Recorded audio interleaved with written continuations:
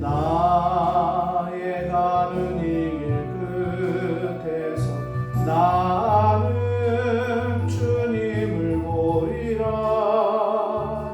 영광의 주님 나를 맞아주시리. 주님 다시 오실 때까지 나는 일어나 달려가리라. 주의 영광 온 땅 덮을 때 나는 일어나 노래하리.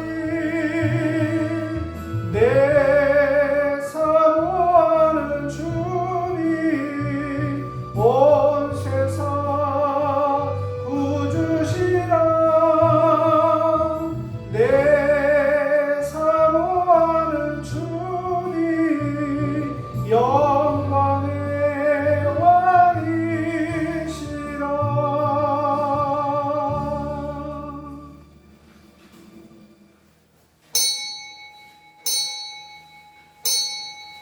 이 시간 우리 합심해서 기도하는 시간을 갖겠습니다. 하나님, 오늘 우리 예배를 받아달라고, 하나님이 받으실 만한 거룩한 예배 되게 달라고 우리 입술을 벌려서 참회 기도 합심해서 하나님 앞에 드리겠습니다. 아버지 감사합니다. 주의 손을 주시고 역사해 주시니 감사합니다. 예수 그리스도의 생명 하나님 역사해 주시고 어려운 시간 주시고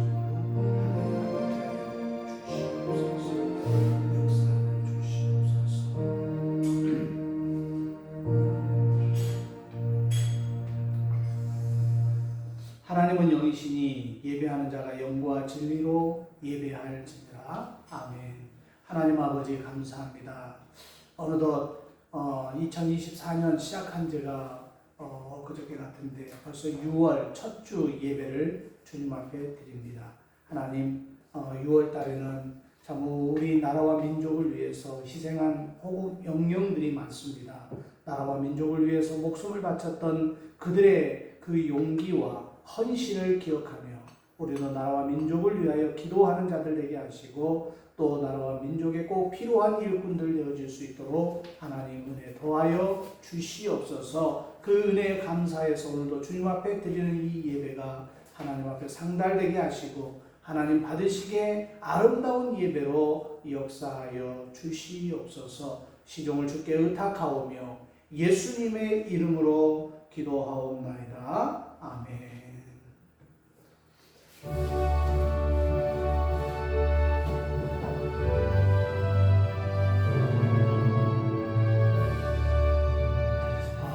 하늘에 가득 차 영광의 하나님 온 땅에 충만한 존귀하신 하나님 생명과 빛으로 지혜와 권능으로 언제나 우리를 지키시는 하나님 성부와 성자와 성령 삼위의 하나님 우리 예배를 받아주시옵소서. 사랑이 넘치는 자비하신 은혜 풍성한 구원의 하나님 자매의 심령에 평안을 주시옵고 죄악과 허물을 용서하여 주소서. 찬송과 영광과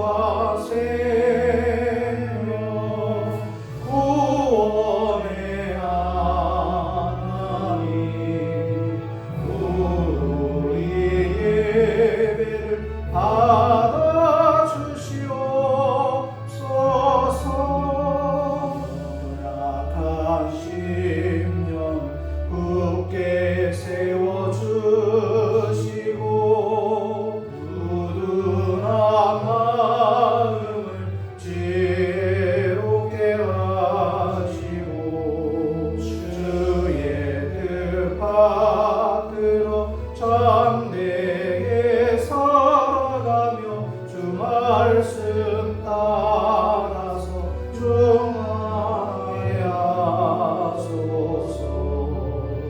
권능과 지혜와 사랑 은혜의 하나님 우리 예배를 받아주시옵소서. 주 앞에 나올 우리 마음 기르고 그 말씀 힘대어 새 희망이 솟는다. 고난도 슬픔도 이기게 하시옵고 영원에 이대어 살아가게 하소서. 우리의 자랑과 기쁨 생명의 하나님 우리 예배를 받아주시옵소서. 아멘.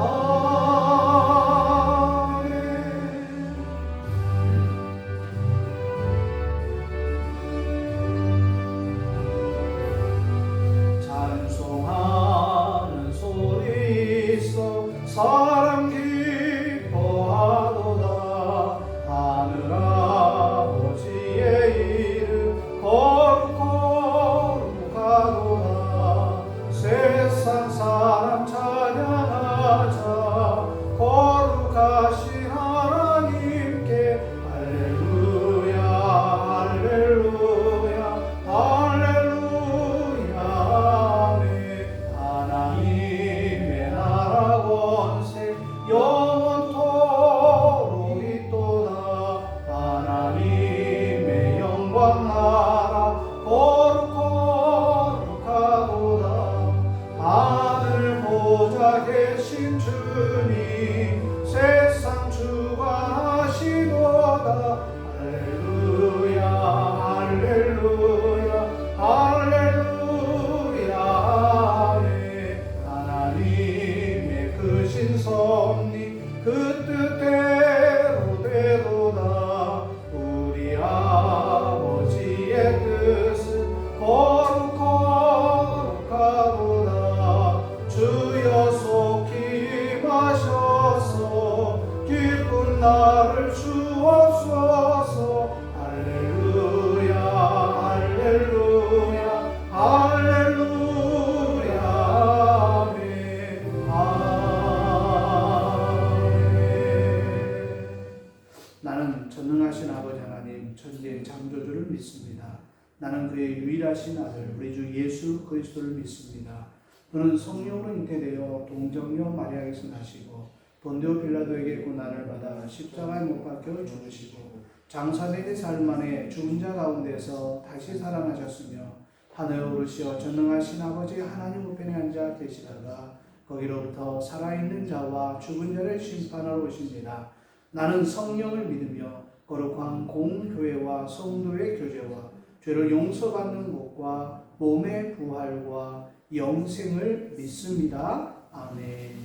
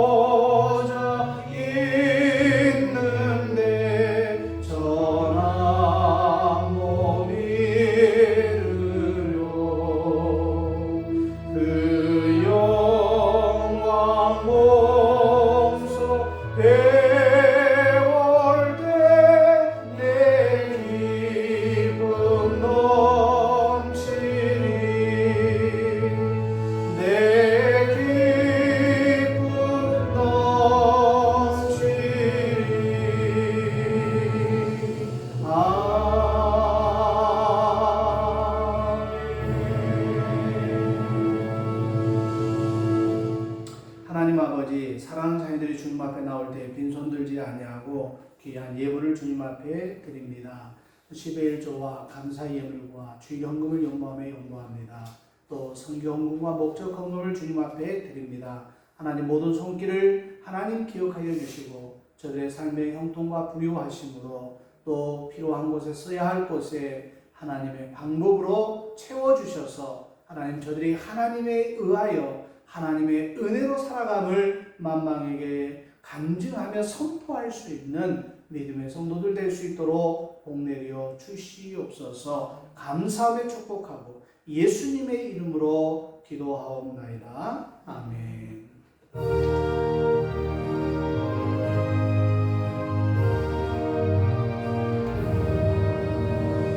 예수 사랑하심은 성경에서 배웠네. 우리들은 약하나 예수 권세 많도록 날 사랑하시 날 사랑하시 날 사랑하시 성경에 세상 사는 동안에 나와 함께 하시고 세상 떠나가는 날 천국 가게 하소서. 날 사랑하시 날 사랑하시 날 사랑하시 성경에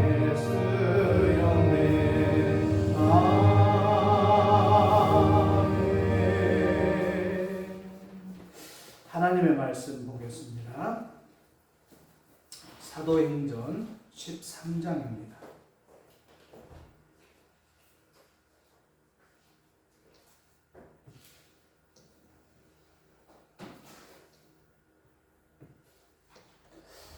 사도행전 13장 4절에서부터 12절에 있는 말씀 보겠습니다.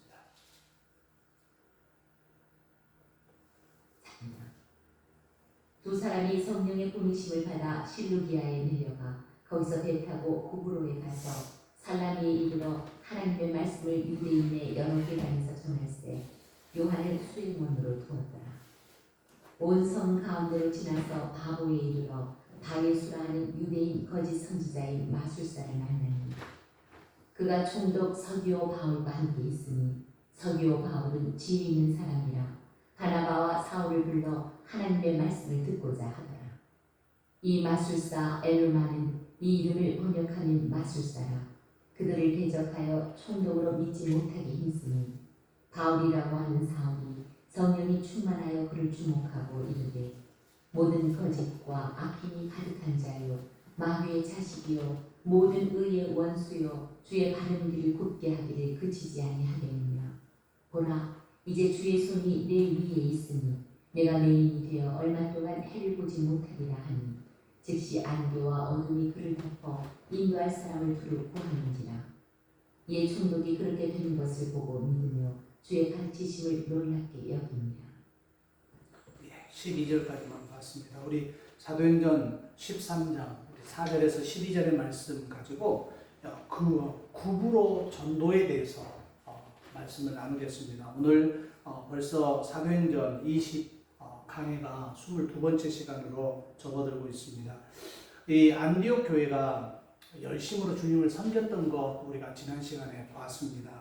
그리고 하나님께서 이 안디옥 교회를 통해서 이제 분명히 무언가를 일을 하고 계신 것을 볼 수가 있습니다. 성령께서는 복음 전파를 위해서 지금 바나바와 사울을 바로 지금 사용하고 있다는 것입니다. 구별하셔가지고 안디옥 교회가 지금 성령께서 바나바와 사울을 통해서 지금 많은 지역에 전도 여행을 떠나게 했다라는 거예요.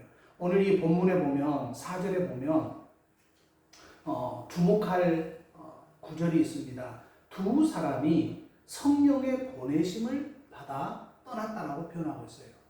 두 사람이 누굽니까? 이 바나바와 사울을 이야기하는 겁니다. 이 바나바와 사울이 이제 성령의 보내심을 받아서 떠난 거예요. 근데 실제로 여러분 생각해 보세요. 여기 본문에는 4절에는 두 사람이 성령의 보내심을 받아라고 써 있는데 겉으로 볼 때는 안디옥 교회가 두 사람에게 어떤 경비를 마련하고 또 선교 여행을 할 수 있는 여건을 마련해서 안디옥 교회가 파견한 거예요.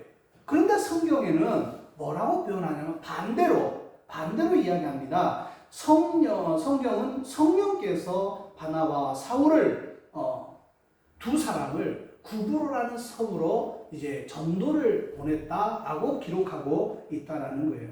우리의 삶이 이처럼 성령의 인도하심을 받고 살아갈 수 있다라면 얼마나 좋겠어요. 얼마나 행복하겠어요. 하나님께서 날마다 우리의 삶에 찾아오셔서 말씀하시고 지금도 우리의 삶에 인도해 가고 계신다라는 것을 내 자신이 안다라면 분명히 인간의 눈으로 인간의 사고로는 내가 잘나서 이렇게 되었다라고 이야기할 수 있어요. 그러나 그 내면에는 우리가 믿는 하나님께서 성령으로 인하여 우리를 인도하고 계신다라는 사실, 그 사실을 우리가 알고 또 그런 마음가짐으로 우리가 살아갈 때 정말 행복한 그리스도인으로 살 수 있다라는 것입니다. 성경은 우리가 이와 같이 성령 하나님의 인도하심을 받고 살아가는 것이 가능하다라고 지금 말씀하고 있어요. 가르치고 있는 거예요.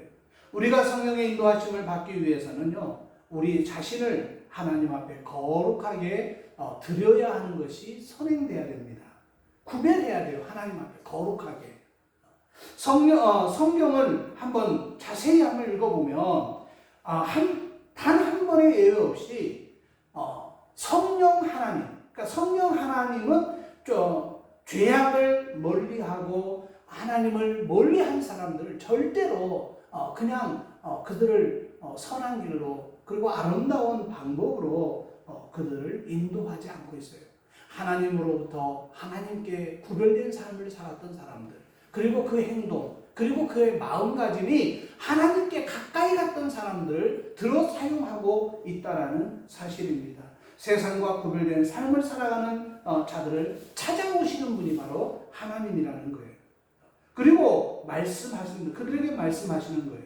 그리고 그들의 삶을 하나님이 직접 인도하시는 겁니다. 그 인도라는 것은 선한 길로 인도하신다라는 거예요. 우리 꿈꾸는 교회에 속해 있는 모든 성도들도 바로 안디옥 교회 같이 성령 하나님의 인도하심을 받는 삶을 살아가기를 주님의 이름으로 권면합니다. 우리 한 사람 한 사람이 주를 향한 열심을 가지고 기도에 힘쓰고 성령의 도우심을 구할 때 비로소 우리도 안디옥 교회 성도들처럼 그렇게 꿈을 꿀 수 있고 또 선교 여행을 할 수 있도록 우리가 그 모든 여건을 조성해 줄 수 있다라는 사실이에요.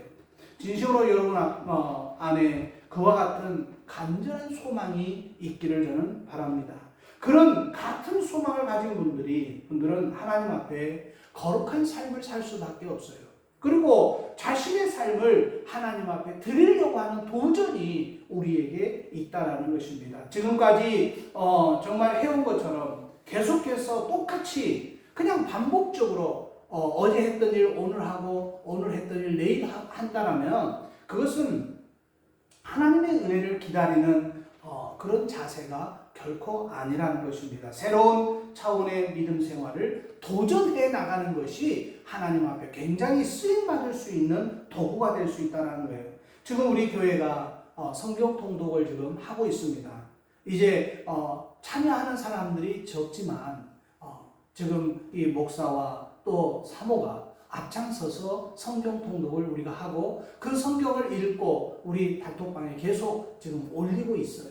자, 이게 바로 훈련이라고 좀 너무 미미해서 훈련이라고 말하기도 그렇지만 훈련이라면 훈련이라고 말할 수 있는 부분의 한 가지 내용이라는 것입니다. 성령 하나님께서는 그 사람의 삶을 인도하시는데 성도들의 가장 기본이 되는 것이 뭐냐? 말씀 생활이에요. 말씀 생활. 그 말씀 생활과 기도 생활이 성도들의 가장 기본입니다. 그래서 우리가 가장 기본인 이 성경 일독, 1년에 한 번 일독을 하자라는 의미로 매일 3장 내지 4장씩 우리가 지금 성경을 읽고 있어요. 가장 먼저 이 말씀 읽기에 한번 도전을 해야 해요. 그리고 말씀을 읽고 나서 그냥 끝나는 것이 아니라 그 말씀에 대한 기도도 우리가 뒷받침해 줘야 된다는 것입니다. 말씀 읽기와 기도에 우리가 힘쓰면 처음에는 몰라요. 이게 나에게 무슨 의미가 있냐, 무슨 유익이 있냐, 그럼 절대 모릅니다. 말씀은 우리 영혼 속에 차곡차곡 쌓여져 갈 때에 내가 정말 힘든 과정에서, 내가 어려운 과정에서, 내가 과거에 몇 년 전에 읽었던 말씀도 기억나지 않았지만은 내가 가장 어렵고 힘든 순간에 내가 생명을 포기하려고 하는 그 많은 간증을 하는 사람들의 이야기를 들어보면 그때 내가 읽었던 말씀이 기억나고 생각난다라는 거예요. 우리가 몸을 건강하게 하기 위해서 헬스도 하고 운동도 하고 참 여러 가지 노력을 합니다. 그러나 어떤 사람들은 그래요. 내가 한 번 헬스 나갔다고 해서, 한 번 운동했다고 해서 몸이 좋아집니까? 절대 그럴 수가 없어요. 그거는 운동량이 차고 넘쳤을 때에 그때 비로소 내가 좀 다른 사람이 보기에 운동하세요? 몸이 좋아졌어요? 어깨가 벌어졌어요? 이렇게 이야기하는 거지 한 번 운동해가지고는 안 된다는. 성경 말씀도요, 하루 읽어가지고는 안 돼요. 이틀 읽어서도 안 돼요. 매일매일 꾸준히 우리가 이거를 실천해 나갈 때 어느 순간인가 나도 모르게 다른 사람들이 저 사람 옛날하고 다른데? 옛날 사람이 아닌데? 신앙적으로 조금 뭐가 달라지고 있는데? 변화의 삶이 비로소 나타난다는 거예요. 많은 사람들이요, 그런 간증을 들었어요. 무슨 한강 대교에 올라가서 딱 떨어져서 죽으려고 지금 한강물을 바라보는데 갑자기 어디선가 모르게 자기가 어렸을 때 아니면 몇 년 전에 읽었던 말씀이 딱 생각나는 거예요. 떠오르는 거예요. 자살하면 하나님이 기뻐하지 않으신다고 그랬는데 이거 이렇게 하면 안 되겠구나. 말씀이라는 것은 생명이기 때문에요. 내가 읽었을 때는 그냥 다 산화돼 버립니다. 없어집니다. 그런데 그 말씀은 생명이기 때문에 우리 영혼에 생명으로 자리 잡고 있는 거예요. 그러니까 평상시에는 절대로 그 말씀에 대한 능력을 발휘할 수 없는데 내가 가장 어려울 때에 하나님을 선택하느냐 세상을 선택하느냐의 기로에 섰을 때 그때 말씀이 기준이 되어서 하나님을 선택할 수 있게끔 우리를 인도해 준다라는 거예요. 그래서 말씀과 기도 생활이 우리의 삶에 그만큼 중요하다는 거예요. 한두 번 해서는 안 된다는 거예요. 그래서 이게 말씀 생활도 1년, 2년, 3년 꾸준하게 매일 15분이잖아요. 15분을 투자해서 하는 거예요. 운동할 때는 1시간을 투자하고 어떤 사람은 막 반나절 투자하죠. 말씀은 딱 15분. 우리가 지금 정해진 시간이 아무리 길어도 15분 안에 다 끝나더라고요. 15분을 우리가 투자하는 것입니다. 그렇게 투자하는 것이 바로 하나님의 인도하심을 받는 사실이에요. 그 하나님의 인도하심을 받는 사람 치고 이제 하나님께서 다른 길로 이렇게 흩어져 있는 삶을 살 수 없도록 하나님께서 우리를 삶을 인도하신다는 것입니다. 성령의 역사는 언제나 말씀 읽기와 기도하는 자들과 함께 한다는 것입니다. 안디옥 교회가 한 마음으로 함께 기도하자 성령 하나님께서 이제 하시는 사역이 있어요. 바나바와 사울을 구브로 섬으로 선교할 수 있도록 인도해 주셨다는 것입니다. 구브로 섬에 도착했으니 바나바 사울은 어떻게 합니까? 열심히 다니면서 이제 복음을 증거합니다. 예수 그리스도를 증거합니다. 예수가 그리스도이심을 증거합니다. 그리고 그분이 메시아이심을 증거합니다. 그리고 그분이 나의 주인이 되신다는 것을 증거합니다. 그리고 더 중요한 것은 그분은 죽으셨다가 우리의 죄 때문에 죽으셨다가 이제 하나님으로 인하여 그가 3일 만에 부활했음을 증거하기 시작한 거예요. 자, 그런데 그 구브로 섬에 섬을 책임지고 있는 총독이 있었어요. 그 총독 이름을 성경에서는 서기오 바울이라고 이야기하고 있어요. 이 서기오 바울이 그래도 이 섬 안에서 이루어지는 모든 것들은 다 정보를 다 듣고 있어요.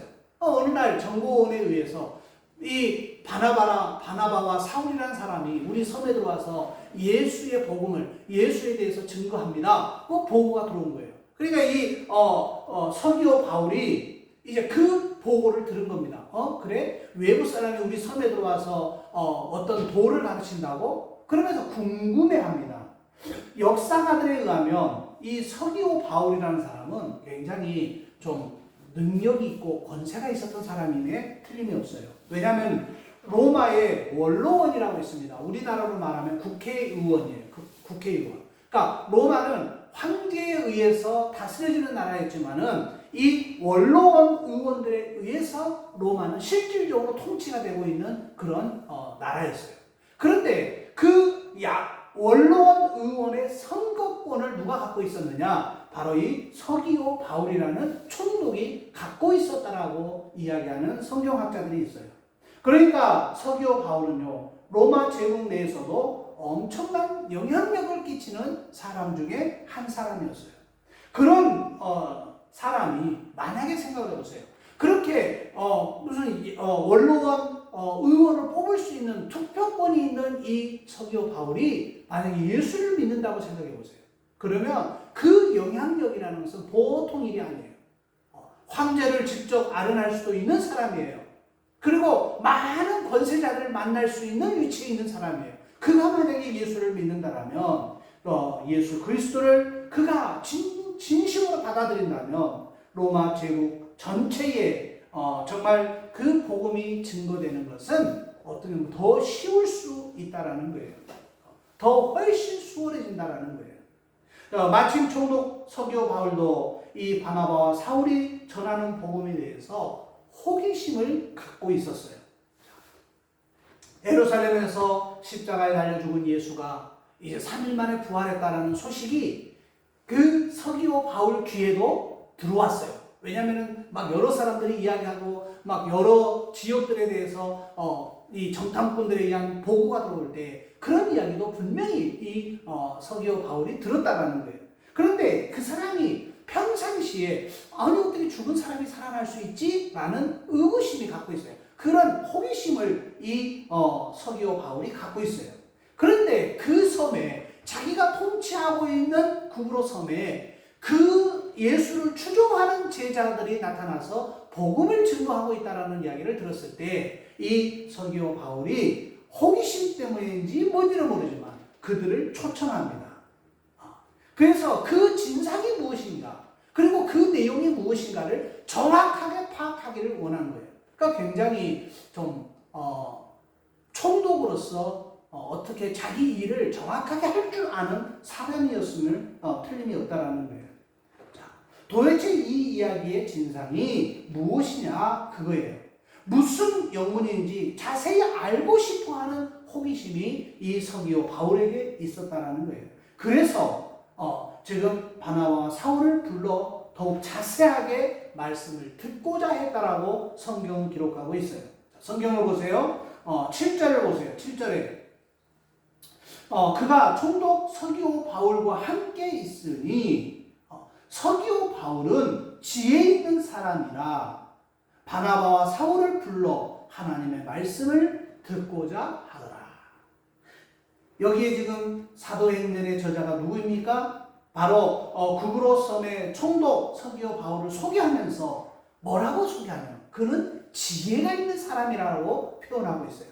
어떤 다른 지역에서 와서 그 섬에 와서 다른 도를 전하고 있는 사람들을 잡아오게 가둘 수도 있어요. 아니면 내쫓을 수도 있어요. 그런데 이 서기오 바울은 저 사람들이 전하는 저 말이 진짜인지 가짜인지를 내가 한번 들어보겠다. 직접 들어보겠다. 자, 그들을 데리고 와라. 그러면서 이제 서기오 바울 앞에 나온 거예요. 생각이 깊고 분별력이 뛰어나며 매우 신중한 사람이라 이 바나바와 사울이 전하는 복음에 대해서 깊은 관심을 가지고 복음의 진상을 자세히 파악하려고 지금 시도하고 있음을 볼 수 있다는 것입니다. 성경학자들은 이 총독 서기오 바울의 그 진리에 갈급했던 사람이었음을 이야기하고 있어요. 이 세상이 어떻게 만들어졌을까? 그리고 정말 산다라는 산다라는 것이 무엇인가? 산다라는 것이 이렇게 그냥 배불리 먹고 자고 이렇게 떵떵대면서 권력 누리면서 사는 것이 다가 아닐 것 같은데 정말 산다라는 것이 무엇일까?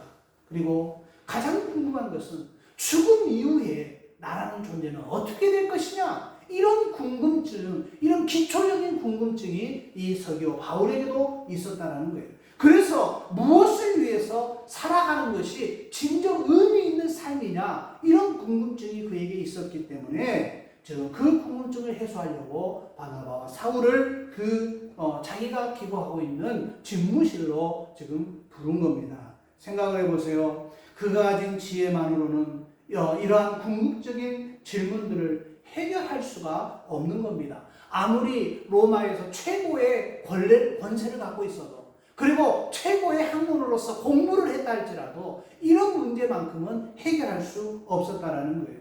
그렇게 그는 정말 접해보지 못했던 새로운 사상, 이 기독교의 가르침을 듣고자 바나바와 사울을 이제 초대한 것입니다. 여러분, 우리의 주변에는요, 진리에 목말라 하는 사람들이 의외로 많이 있어요. 참 많이 있어요. 과학이 발달한 21세기에 누가 이런 고리타분한 사상에 그리고 이런 복음에 관심 가질까 여러분 생각할지 모르지만은 많은 사람들이 지금도 산다는 것이 이게 아닌데 그리고 목숨이라는 것이 무엇인가 내가 80년 90년 많이 살아 100살인데 그리고 그 100살까지 살고 나서는 나는 어떻게 될 것인가라는 궁금증을 많은 사람들이 갖고 있다는 거예요. 사람들의 이 복음에 대한 관심이 없을 것 같아도 의외로 많은 사람들이 관심을 갖고 있다는 것입니다. 우리 주변에는요, 총독 서기오 바울과 같이 정말 진리를 목말라하는 사람들이 많이 있다는 거예요. 왜 살아가야 하는지, 인생의 참된 목적이 그 목적을 발견하지 못하고 살아가는 사람들. 그래서 정말 내가 어떻게 살아야 하는 것이 진짜 삶인지 그걸 궁금해하는 사람도 많다라는 것입니다. 그런 사람들에게 필요한 것이 바로 복음이라는 거예요. 복음 전파하기를 여러분 주저하지 마십시오. 하나님께서 성령님께서 나에게 말씀하시면 즉각적으로 복음을 증거할 수 있는 그런 자세가 우리에게 있어야 된다는 거예요. 우리가 복음을 전파하지 않으면 종로 서기오 바울과 같은 사람은 누구에게 복음을 들을 수 있겠어요? 당시 로마 황제가 임명하여서 식민지에 파송된 총독을 여러분이 한번 생각해 보세요. 일반 서민들이 총독을 만난다는 것은 거의 불가능합니다. 어떻게 총독을 만나겠어요? 그 집무실에 총독 만나고 싶었다고 그냥 자기 마음대로 들랑달랑 할 수 있는 곳이 그 총독 집무실입니까? 절대로 그럴 수 없는 거예요. 그런데 그가 이 총독 서기오 바울이 바나바와 사울을 지금 복음을 듣고자 직접 총독이 머무는 그 관저로 부르고 있다는 거예요. 얼마나 이거는 놀라운 사건입니까? 모든 것이 다 순조롭게 진행되는 것처럼 보였어요. 바울 그리고 사울이 바나바가 복음을 증거할 때 총독이 불러드립니다. 그러면 이제 모든 사람들이 순조롭게 일이 되는구나. 이제 이 서기오 바울이 바로 복음을 듣겠구나. 그렇게 생각할 수도 있는데 그러나 복음 전도에 언제 그렇듯이 항상 장애물이 우리 앞에 도사립니다. 어떤 사람들이 정말 목말라하는 복음에 대해서 듣고 싶어 하는데 갑자기 무슨 전화가 온다거나 어떤 일이 생긴다거나 어떤 사고가 터진다거나 그래요. 그러면 그건 분명히 장애물입니다. 그 사람에게 복음을 증거할 수 없도록 만들어버리는 장애물이에요. 오늘 본문에도 보니까 장애물이 등장해요. 총독 서기오 바울 곁에는요, 바예수라 이름하는 왕실 마술가가 항상 이 서기오 바울 옆에 근접해서 가장 가까이에서 있었던 것 같아요. 자, 바예수 또는 엘루마라고 표현하는데 이 마술사는 총독 옆에 붙어 있어서 총독의 미래를 점쳐주고 또 강령술과 주술 행위를 통해서 이 총독의 마음을 늘 불안하던 마음을 쓸어내리면서 편안하게 해줬던 사람임에 틀림이 없다는 거예요. 하나님을 믿지 않는 수많은 불신자들이 무당을 찾아가고 또 점을 치고 또 비싼 돈 주고 뭐 부적을 써가지고 가슴 속에 품고 다니는 그런 많은 사람들 있잖아요. 왜 그럽니까? 바로 마음의 불안을 해소하기 위해서 정말 불안해서 살 수 없는, 그리고 언제 자기가 총독에서 밀려날 줄 모르고, 그리고 언제 밀란이 일어날 줄 모르고, 언제 어려움이 닥칠 줄 모르니까 마술사를 옆에다 끼고 항상 사는 거예요. 그래서 순간순간마다 그 마술사에게 힘을 의지합니다. 그리고 그 사람이 한 말에 대해서 100% 의지하고 따라가는 것들이 그 당시에 사람들이었어요. 그런데 이 총독 서기오도 마술사 바예수를 통해서 그런 심리적 안정을 누렸던 것 같이 느껴져요. 보여져요. 이 바나바와 사울이 총독 서기오 바울에게 복음을 전하자 그 곁에 있던 이 바예수라는 이 사람이 가만히 있겠어요? 두 사람을 대적하여서 총독이 복음을 믿지 못하도록 갖은 예를 씁니다. 갖은 예를 써요. 자, 그 말씀이 이제 8절에 있습니다. 이 박수 엘루마는, 이 이름은 번역하면 박수라, 저희를 대적하여 총독으로 믿지 못하게 힘쓰니. 그렇잖아요. 반대를 하고 있잖아요. 지금 총독에게 복음을 증거하는데 말을 잘라버리고 그럴 수는 없다 그러고 그거는 거짓이라고 그러고 그 세상에 그런 일이 어디가 있냐고 옆에서 계속 초를 치는 거예요. 자, 바예수라 하는 이 마술사는요, 계속해서 바나바와 사울이 전파하는 예수의 복음을 비방하고 있다라는 거예요. 바예수는 만일 총독이요 복음을 받아들이고 예수를 믿게 되면 어떻게 됩니까? 그가 평생 자신이 누려왔던 권세와 또 돈줄이 끊어지는 것은 찬양한 거예요. 이제 그 이후로부터 이 서기오 바울이 이 박수의 이야기를, 이 마술사의 이야기를 듣겠어요? 이미 복음으로 예수 그리스도를 영접했는데, 그러니까 자기는 끈질기게 나의 밥줄이 걸려있는 문제이기 때문에 이 바나바와 사울이 전하는 복음에 대해서 철저하게 옆에서 비방하고 있다는 것입니다. 그래서 그는 예수가 죽었다가 살아난 것을 기대하고 허황된 진술이라고 비방하기 시작한 거예요. 그러면서 주장하면서 총독이 바나바와 사울이 전파하는 복음을 믿지 못하도록 갖은 노력을 기울이고 있는 거예요. 자, 이때 이와 같이 주님의 일을 하면은 항상 반대 세력이 있게 마련이에요. 또한 악한 영이 공격이 분명히 있습니다. 특히 복음을 전파하는 일에는 더욱 그러하다라는 거예요. 기억하십시오. 지금 우리의 악한 영들과의 영적 전쟁 중에 있을 수 있습니다. 또 그래서 우리가 하는 모든 사역에는요, 기도가 그래서 더 필요한 거예요. 기도로 무장하지 아니하고 복음 증거한다는 건 불가능해요. 기도로 무장하지 아니하고 한 영혼을 예수 그리스도께로 정말 그 생명으로 옮겨온다는 것은 거의 불가능하다는 거예요. 어둠을 이기는 방법, 바로 그거는 기도밖에 없다라는 거예요.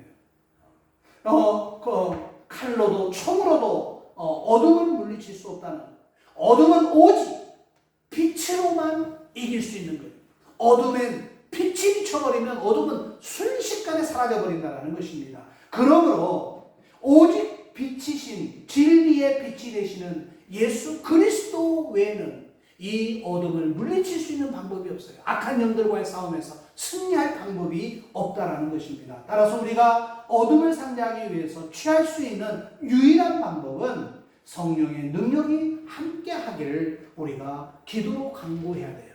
그리고 예수의 생명이 나에게 가득하기를 간구해야 한다는 것입니다. 우리의 사역에는요, 우리의 힘과 능력 이상의 것이 필요합니다.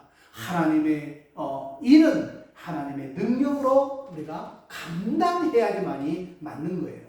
자, 바나바와 사울 그리고 이 마술사 바예수 사이에 영적 전쟁이 펼쳐지고 있습니다. 복음을 증거하면 옆에서 초를 칩니다. 또 증거하면 옆에서 방해합니다. 자, 이거를 견디다 못하니까 이 악령에 사로잡힌 마술사 이 바예수를 제압할 수 있도록 성령은 복음을 증거하는 사울에게 충만하게 임하고 계셔요. 자, 9절에서 11절에 성령이 충만한 사울은 바예수를 강한 어조로 책망합니다. 어떻게 책망하는지 아십니까? 자, 9절에서 11절 보세요. 바울이라고 하는 사울이, 자, 여기에 지금 바울이라는 이름이 공식적으로 나옵니다. 바울이라고 하는 사울이 이렇게 표현하고 있어요. 굉장히 중요한 대목이에요. 지금까지는 유대인들을 상대로 선교를 했던 이 사울이 이제는 다시 그 유대인의 사역을 했던 것이 유대인 사역으로 이제 완전히 유대인 사역이 로마 헬라권 사역으로 바뀌어지는 이 13장 9절을 볼 수가 있어요. 딱 바뀌어집니다. 그래서 여기에 최초로 바울이라고 하는 사울이라고 이름이 한 사람의 이름이 두 가지 표현법으로 딱 나옵니다. 이제는 유대인이 아니라 로마인, 헬라인을 상대로 복음을 증거하는 바울의 이름이 등장하고 있는 거예요. 그가 성령이 충만하여 그를 주목하고 가로되 모든 괴계에 악행이 가득한 자요 마귀의 자식이요 모든 의의 원수요 주의 바른 길을 굳게 하기를 그치지 아니하겠느냐. 그러면서 하는 말이 보라 이제 주의 손이 내 위에 있으니 뭐라고 말한 줄 아세요? 소경이 되어서 얼마 동안 해를 보지 못하리라 하니 즉시 어둠과 안개와 어둠이 그를 덮어 인도할 사람을 두루 찾느니라. 여러분 이건 대단한 겁니다. 계속해서 복음 증거하는 것을 방해하니까 바울이 이제 바울이라고 하는 사울이 한마디 딱 합니다. 성령이 충만함을 받고 너 박수무당 너 그러면 안 돼. 우리가 지금 복음을 증거하는 하나님의 일을 네가 반대해. 너 그러면 안 돼. 그러면서 하는 말이 너는 마귀의 자식이요 의의 원수라는 거예요.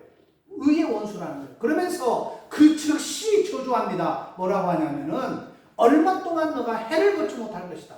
그러니까 소경이 된다라고 아예 그 자리에서 선포해 버립니다. 그 말이 떨어지기가 무섭게 이 박수라는 이 마술사의 눈이 어두워져 버린 거예요. 안개와 어둠이 그를 덮어 인도할 사람을 두루 찾다. 이제 앞에 안 보니까 막 더듬더듬 막 자기를 도와줄 사람을 찾고 있는 거예요. 자, 그 이야기를 하고 있는 겁니다.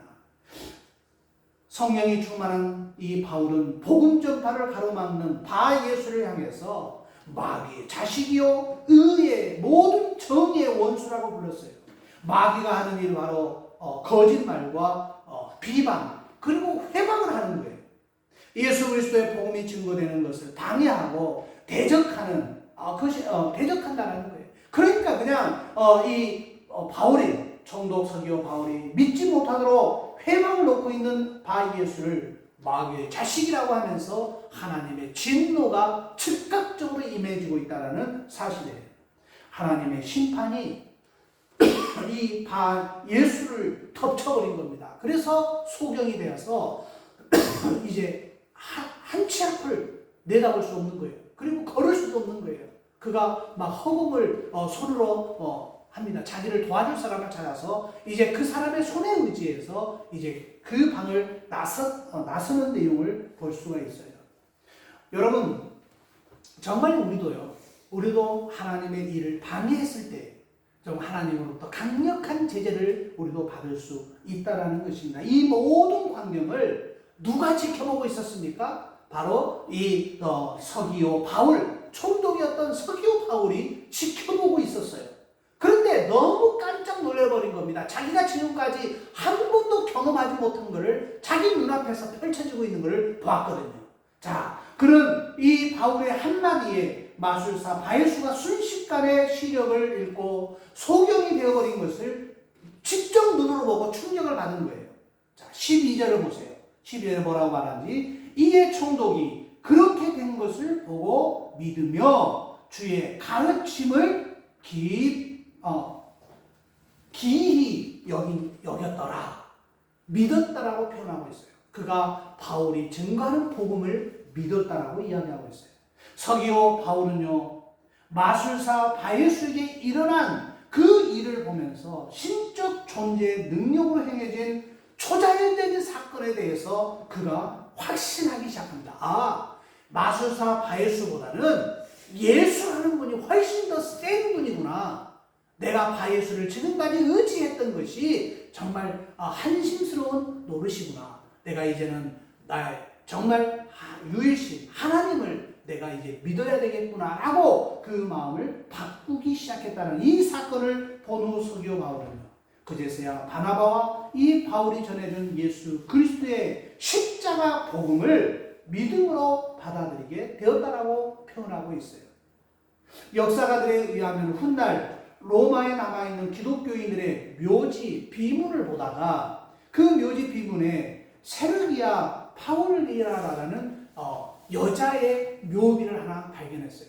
그런데 그 여자의 묘비를 발견하고 그 이름을 이제 추적해서 가다 보니까 누가 발견된지 아세요? 성경학자들은 이 사람, 오늘 본문에 나와 있는 총독, 이 서기오 바울의 딸이었음을 이제 발견하기 시작합니다. 그러니까 무슨 말이에요? 한참 후에 로마의 기독교 묘지에 이 서기오 바울의 딸이었던 세르기아 파울리라는 이름이 딱 거기에 기록되어 있는 거예요. 그 말은 무슨 말입니까?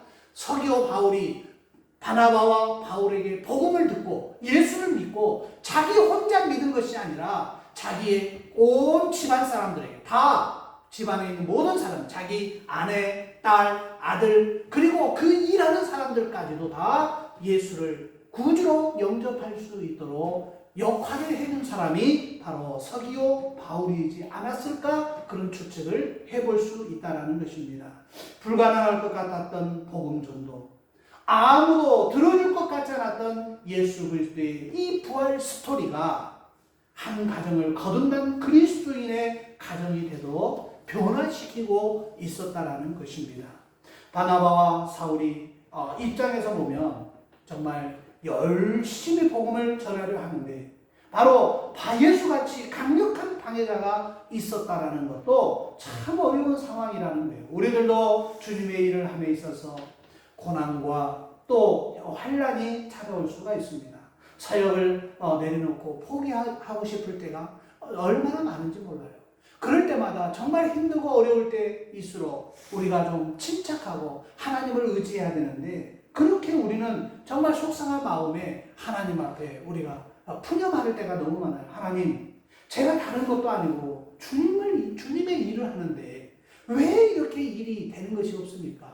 왜 이렇게 힘듭니까? 왜 이렇게 고단합니까? 왜 이렇게 고난의 연속입니까? 하나님, 정말 당신 마음이 너무 내가 힘듭니다. 당신이 있기는 있는 겁니까? 이렇게 주절주절하는 신앙인들이 의외로 많다라는 거예요. 하나님이 나를 도와줄 때는요, 반짝 기뻐하면서 하나님께 모든 영광을 돌린다고 고백하면서, 조금만 어렵고 조금만 고난이 오고 조금만 정말 우리에게 어려움이 닥치면 바로 하나님, 당신은 나를 정말 사랑하시는 분이십니까? 라고 대드는, 그리고 그분한테 정말 막 입에 담을 수 없는 그런 이야기를 하는 성도들도 의외로 많다라는 거예요. 만약 우리가 주님의 일을 하는데 아무런 방해가 없이 모든 것이 수월하게 해진다라면 주님 오시는 그날까지 우리의 신앙은 유지되기가 힘들다라는 거예요. 내 자신의 힘만 의지할 수밖에 없어요. 왜요? 기도 안 해도 잘 되거든요. 말씀을 읽지 않아도 잘 되거든요. 그러면 누가 말씀을 읽고 누가 기도 생활을 합니까? 그러나 우리가 말씀을 읽는 거, 기도하는 거, 그거는 하나님의 도우심으로 내가 더 강력하게 이런 어려움이 왔을 때, 고난이 왔을 때 능히 헤쳐나갈 수 있는 힘이 나에게 있게 해달라고 우리는 강구하고 있는 것입니다. 내 힘과 내 지혜만으로는 안 되는구나. 정말 하나님의 도우심이 아니고는 내가 하루하루를 살아갈 수 없는 존재구나. 나는 연약한 인간이구나. 사람이구나. 이걸 깨닫게 하는 것이 바로 말씀이요, 바로 기도라는 것입니다. 하나님께서 오늘 이 본문 케이스와 마찬가지로 이것은 주님께서 하셨다라고 고백할 수 있게끔 우리를 인도하신다라는 거예요. 만약에 여러분 생각해보세요. 바나바와 사울이 내가 했다, 내 능력으로 했다라고 고백한다면 그건 무슨 의미가 있겠어요? 하나님이 하셨다. 서기오 바울에게 복음이 증거되는 일은 하나님이 성령으로 하셨다라고 고백해야지만이 진정한 고백이지 않겠습니까? 또한 오늘 본문에서 박해자 바예수가 도리어 총독 서기호가 믿는데 중요한 역할을 하고 있어요. 마귀의 자식이요 또 의의 원수인 이 바예수가 만약 그런 일을 당하지 않았다면 서기호 바울이 예수를 믿었겠어요? 그가 어떻게 보면 예수를 믿게끔 서기호 바울의 역할에 엄청 중요한 역할을 그가 하고 있었다는 것입니다. 우리가 다 알 수 없는 놀라운 은혜의 반전을 이루고 있다는 거예요. 처음에는 총독 옆에서 점을 쳐주고 그 사람의 마음을 안정시켜줬던 사람이 이제는 정말 반전의 반전을 일으켜가지고 예수 믿는데 결정적인 역할을 그가 하고 있다는 거예요. 때로는 여러분 고난도 핍박도 주님이 허락할 때도 분명히 있습니다. 다만 그 은혜의 반전이 나타날 때까지 우리는 믿음으로 참고 인내하면서 그 모든 고난을 견뎌내야 한다는 거예요. 우리가 열심을 가지고 주님을 섬길 때 반드시 고난을 겪게 될 것입니다. 우리를 욕하는 사람도 있고 또 핍박하는 사람도 만나게 될 것입니다. 그러나 어려움이 찾아오고 고난이 있다고 해서 쉽게 낙심하거나 또 실망하지는 마십시오. 그 고난 가운데서 그 어려운 가운데서 정말 하나님 더욱 바라볼 수 있기를 저는 여러분에게 소망합니다. 하나님을 더 바라보세요. 우리가 성령의 인도하심을 따라간다고 해서 다 꽃길이 펼쳐지는 것은 아니에요. 다시 말하면 우리 앞에 고난이 있다고 해서 하나님이 우리를 버리시거나 떠나신 것도 결코 아니라는 것입니다. 하나님의 앞에는 고난이 따릅니다. 그러나 힘들고 어려워도 포기해서는 안 된다는 거예요. 우리가 그리스도 그 예수 영광을 받기 위하여 고난도 함께 받는 것이 바로 주님의 절대적인 뜻이라는 사실을 기억하시기 바랍니다. 정말이지 우리 삶에 고난이 없으면 얼마나 좋겠어요. 그건 부모의 마음이고 또 목사의 마음이에요. 그런데 아이러니한 것은 고난 때문에 하나님을 더 가깝게 만나게 되는, 그리고 지난 날을 돌아보면 고난을 겪으며 우리의 믿음이 성장했고 또 우리의 고난의 터널을 통과할 때마다 이전보다 더 강력한 성령의 도우심을 우리가 경험했던 그런 광야의 생활에서도 하나님이 우리와 함께 했을 때 낮에는 구름 기둥으로 밤에는 불 기둥으로 우리를 인도했기에 우리가 넉넉히 승리했노라고 고백할 수 있는 거 아닙니까? 그리고 그런 일 때문에 이전보다 하나님을 더욱 의지하게 되지 않겠습니까? 하나님은 바나바와 바울의 이 복음 전도에서 박해자와 방해자를 만나게 되었어요. 그러나 이 일을 통해서 그들이 자신들의 사역 뒤에 하나님의 함께 하심을 굳건하게 믿었다는 것입니다. 그리고 또 주님이 함께 했다는 것. 그래서 내가 주님을 끝까지 의지해야겠다라는 그런 다짐을 그들이 하고 있었다는 거예요. 우리 인생에 아무 문제가 없이 다 잘 나간다고 생각해 보십시오. 우리 주님 오실 그날까지 믿음을 지킬 사람은 없을 것입니다. 그나마 우리 삶에 문제가 있으니까 하나님 계속 붙잡고 그리고 신앙의 끈을 놓지 않고 있는 거 아니겠어요? 그러므로 매일매일 살면서 내게 조금의 어려운 고난이 있다 할지라도 또 어려움이 있다 할지라도 믿음에서 우리의 신앙의 끈을 놓아버리는 것이 아니라 더욱 하나님 앞에 말씀으로 기도로 무장해서 하나님의 도우심을 끝까지 간구하는 그런 믿음의 사람이 되어야 될 줄로 믿습니다. 우리 믿음이 해이해지는 것을 예방하고 도리어 신앙의 적극성을 띠는 것이 중요하다는 거예요. 사랑하는 여러분, 바나바와 바울이 같이 열심으로 주를 섬기십시오. 또 자신의 삶을 세상 정말 죄악으로부터 구별하여서 거룩하게 하나님께 우리의 삶을 드리십시오. 그때 우리는 성령의 인도하심을 받고 비로소 정말 살아갈 수 있게 될 것입니다. 또한 주님께서 우리에게 맡겨주신 복음 전파의 사명을 감당할 때 고난과 핍박이 우리에게 찾아와도 낙심하지 않을 것입니다. 왜요? 우리에게는 목적이 있기 때문에 그렇습니다. 뚜렷한 삶의 목표가 있기 때문에 그렇습니다. 환난과 핍박 중에 주님은 어느 때보다도 우리에게 더욱 천명하게 주의 은혜와 능력을 나타내야 될 줄로 믿습니다. 그러므로 지금 우리에게 복음을 드려야 할 많은 사람들이 우리 주위에 있어요. 어떤 방법이든지 톡으로 하든지 문자로 하든지 직접 만나서 밥을 먹으면서 그에게 복음을 증거한 일이 있어요. 이 바나바와 사울, 바울의 전도 여행처럼 우리들도 이 주 안에서 정말 우리에게 꼭 필요한 나를 필요로 하는 사람들에게 그거를 필요로 하는 그 모든 필요를 채울 수 있는 복음을 채울 수 있는 믿음의 사람들이 되시길 바라요. 예수의 복음을 증거하는 복된 저와 여러분이 되시기를 주의 이름으로 부탁합니다.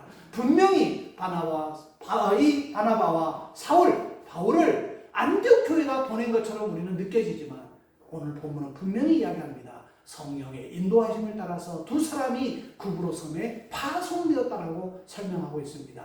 우리도 우리의 힘으로 복음을 증거하는 것처럼 느껴질지 몰라도 성령의 인도하심으로 복음이 증거된다는 사실을 기억하시고, 복음을 증거하면 어려움이 따르고 고난이 따르고 핍박이 따르지만 그 안에서도 성령의 인도하심을 따라서 승리하는 믿음의 사람들 되시기를 주의 이름으로 부탁합니다. 우리 함께 찬양하십시다.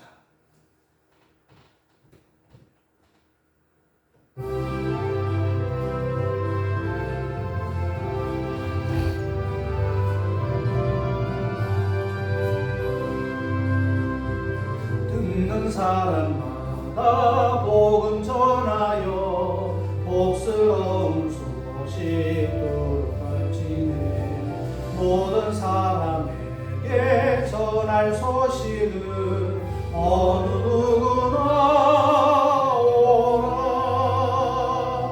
어느 누구나 주께 나오라. 어서 와서 주의 말씀 들으라. 하늘 아버지가 오라 하시니 어느 누구나 오라. 오는 사람들은 지체 말고서 문 열렸을 때에 들어오시오. 성령 이름 오직 구주 예수니 어느 누구나 오라. 어느 누구나 주께 나오라. 어서 와서 주의 말씀 들으라. 하늘 아버지가 오라 하시니 어느 누구나 오라. 연약하신 대로 이룰 것이니 누구든지 언약 받을 수 있네. 믿는 사람에게 생명이로다. 어느 누구나 오라. 어느 누구나 주께 나오라. 어서 와서 주의 말씀 들으라. 하늘 아버지가 오라 하시니 어느 누구나 오라.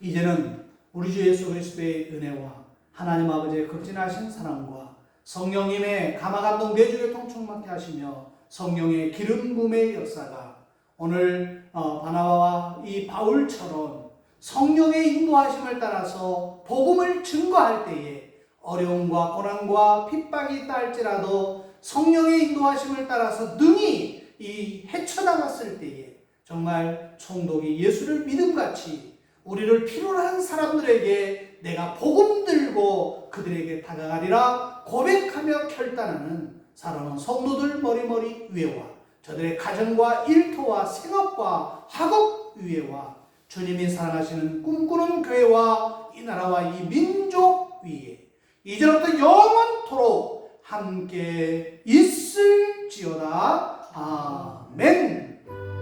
아버지 주님 축복하여 주시옵소서. 역사하여 주시옵소서. 아버지